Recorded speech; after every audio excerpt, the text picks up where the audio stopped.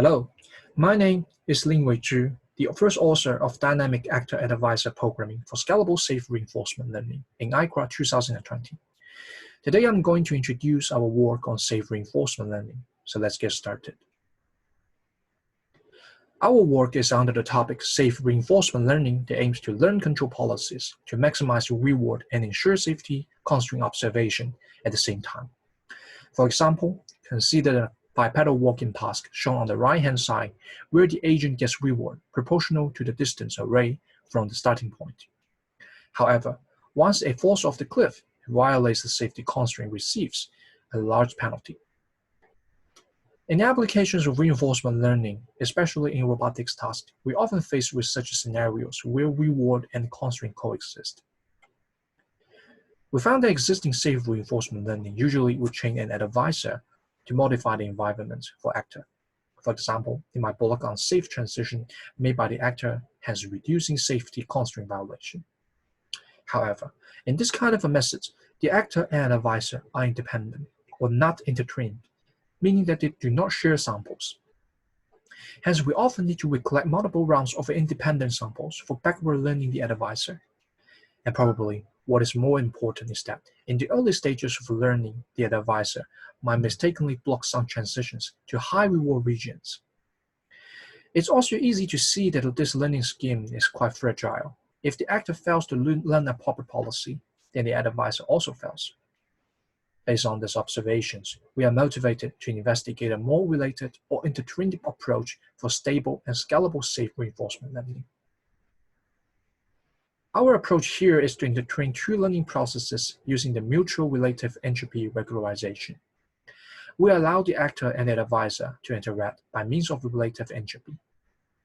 Specifically, the task reward for actor R task is defined to be the reward minus the relative entropy between the actor policy and the advisor policy.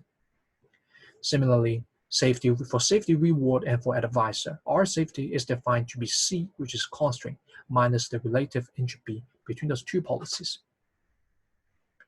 By doing so, we have the actor and advisor policies shaping each other in the form of these baseline policies, using the same batch of samples. And using the same set of samples is a great advantage since we now only need to collect one round of samples. Further, the actor policy is now influenced by the advisor implicitly instead of a hot interruption in the previous case. We now come to formalize this idea, which is our core proposal, Dynamic Actor Advisor Programming.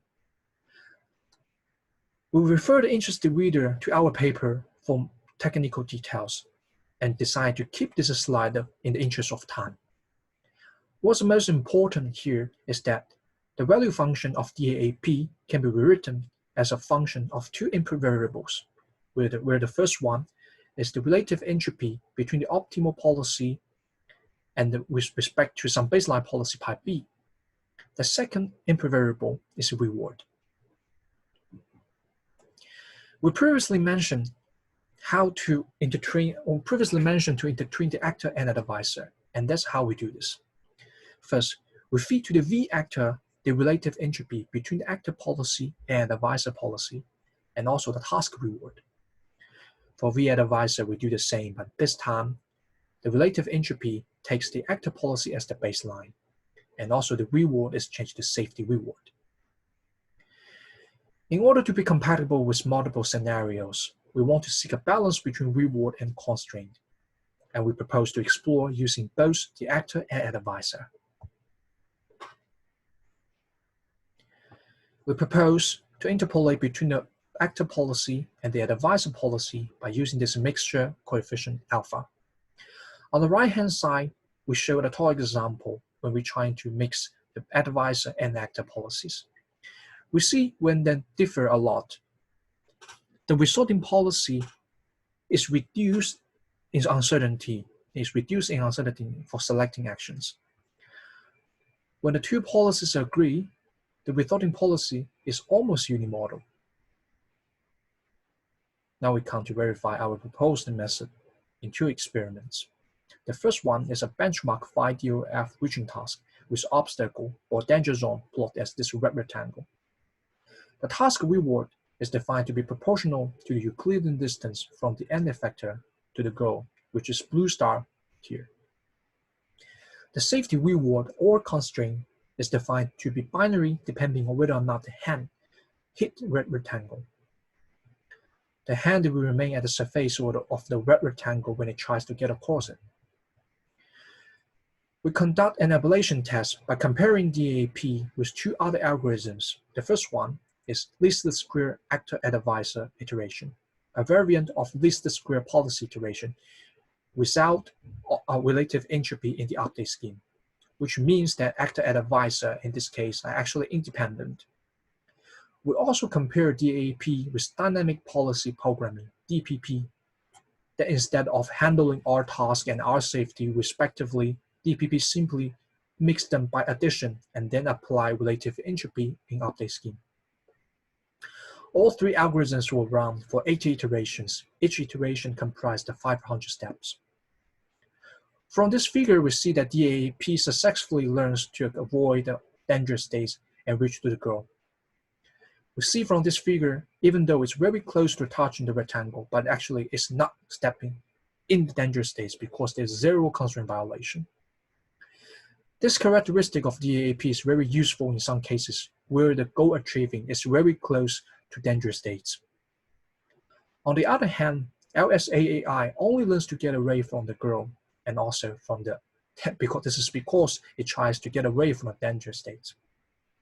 The success rate of around 10% was purely caused by random exploration.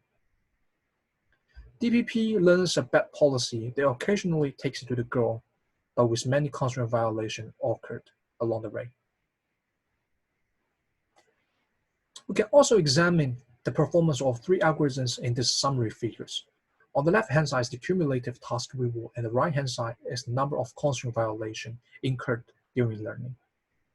We can see that DAAP outperformed the DPP and LSAAI in both the task rewards obtained and the constraint violation incurred. Now we come to the second experiment, which is a packing hoard task with a movable pack. Again, the task reward is defined to be proportional to the Euclidean distance from the end effector to some release point. The safety reward is binary depending on whether or not the cylinder falls over.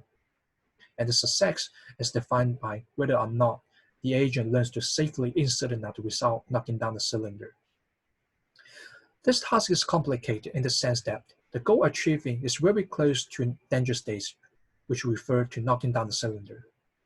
We see that this complicated nature of this problem, we thought in the previous method, including LSAAI and DPP, failed to learn a safe insertion policy. On the other hand, the proposed method DAAP successfully learns to safely insert a nut within 80 iterations. We come to examine the summary figures with the cumulative task reward on the left-hand side and constraint violation on the right-hand side again. It's worth noticing that even though this yellow line, LSAAI, is relatively close to our DAAP line, but actually it is not a good policy because LSAAI incurred way too many constraint violations during learning. Now we come to the conclusion. We have proposed a novel safe reinforcement learning algorithm, DAAP, that is capable of reducing constraint violations during learning by intertwining actor and advisor for safe decision.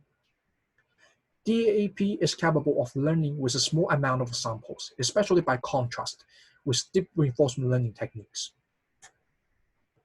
We have validated DAAP on two simulated robot learning tasks. The first one is a 5QF reaching task with danger avoidance. And the second one is a safe packing hoard task with a movable pack. Our future work includes theoretically justified DAAP to provide proofs on convergence and provide further analysis. We would also like to make comparisons with many state-of-the-art methods from other safe reinforcement learning literature. And that's the end of today's presentation. Thanks for your attention.